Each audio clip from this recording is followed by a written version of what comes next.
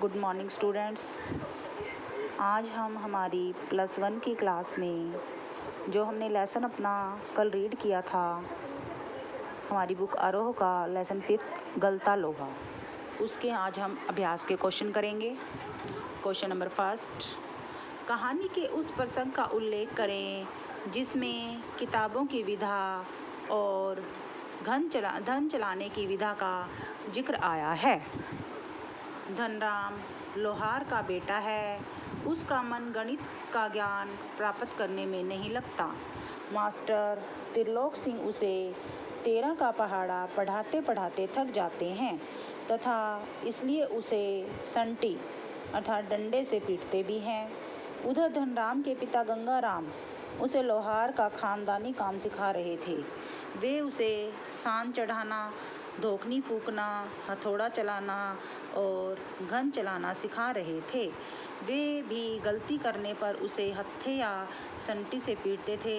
इस प्रकार धनराम एक साथ दो विद्याएं सीख रहा था, पढ़ाई की विद्या भी और कारीगरी की भी। क्वेश्चन नंबर 2, धनराम मोहन को अपना प्रतिद्वंदी क्यों नहीं समझता था? धनराम स्वयं को नीची जाति का तथा मोहन को उच्च जाति का समझता था। इसके अतिरिक्त मोहन पढ़ने में भी धनराम से अधिक होशियार था, इसलिए कक्षा अध्यापक ने उसे कक्षा का मॉनिटर बना दिया था।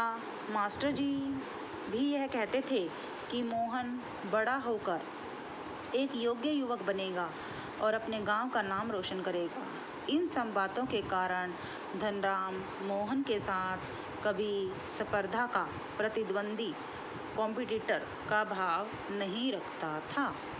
क्वेश्चन नंबर 3, धनराम को मोहन के किस व्यवहार पर आश्चर्य होता है और क्यों? सामान्यतः ब्राह्मण समुदाय के लोगों का शिल्पकार समूह के लोगों के साथ उठना बैठना व किसी प्रकार का बर्ताव नहीं होता था। शिल्पकारों द्वारा ब्राह्मण टोले के लोगों को बैठने के लिए कहना भी उनकी मर्यादा का उल्लंघन समझा जाता था।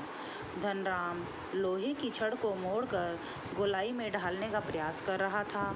उसने एक हाथ से में संडासी पकड़ी हुई थी और दूसरे हाथ से हथौड़े से उस पर चोट करता था, किंतु निहाई पर ठीक प्रकार से लोहे का सिरा न फंसने के कारण लोहे की छड़ उचित प्रकार से मुड़ नहीं रही थी। मोहन कुछ देर तक धनराम को काम करते हुए देखता रहा, फिर अपना सारा संकोच त्याग कर धनराम के हाथ से हथौड़ा लेकर अभ्यस्त हाथों से धोकनी फूंककर छड़ को निहार पर रखकर उसे ठोक पीट कर सही गोलाई का आकार दे दिया था। मोहन के इस व्यवहार पर धनराम को आश्चर्य हुआ कि पुरोहित का बेटा होकर उसने लोहार के बेटे के साथ बैठकर हाथ से कारीगरी का काम किया। प्रश्न नंबर 4, मोहन के लखनऊ आने के बाद के समय को लेखक ने उसके जीवन को एक नया अध्याय क्यों कहा है? मोहन के पिता पुरोहित वंशीधर उसे अपने बिरादरी के रमेश नामक व्यक्ति के पास पढ़ने के लिए लखनऊ भेज देते हैं। वहाँ रमेश उसे एक मामूली से स्कूल में दाखिला करवा देता है। वहाँ मोहन का वजूद एक नौकर के समान ही था।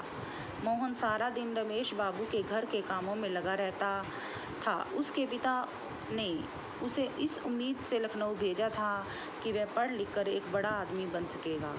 वह घर के कामों में ही उलझा रहता था, इसलिए उसे पढ़ने का समय नहीं मिलता था। इसलिए लेखक इस काम को मोहन के जीवन का एक नया अध्याय कहता है। प्रश्न नंबर 5, मास्टर त्रिलोक सिंह के किस कथन को लेखक ने जबान के चाबुक कहा है और क्यों? मास्टर त्रिलोक के इस कथन को कि तेरे दिमाग में तो लोहा भरा है रे, विद्या का ताप कहाँ लगेगा, को जबान का चाबुक कहा है, क्योंकि धनराम बहुत ही प्रयास करने पर भी 13 का पहाड़ा याद न कर सका था। उसे छुट्टी तक का समय याद करने के लिए दिया गया था। उसे उस समय तक भी 13 का पहाड़ा याद न हो सका। इस पर मास्टर त्रिलोक सिंह ने बेंत का उपयोग करने की बजाय जबान के चाबुक लगा दिए थे। तो स्टूडेंट्स, ये थे हमारे लेसन 5 गलता लोहा के अभ्यास के क्वेश्चन आंसर्स। आप इन क्वेश्चंस को लर्न करेंगे और राइट करेंगे अपनी फेयर नोटबुक पर। Okay, thanks.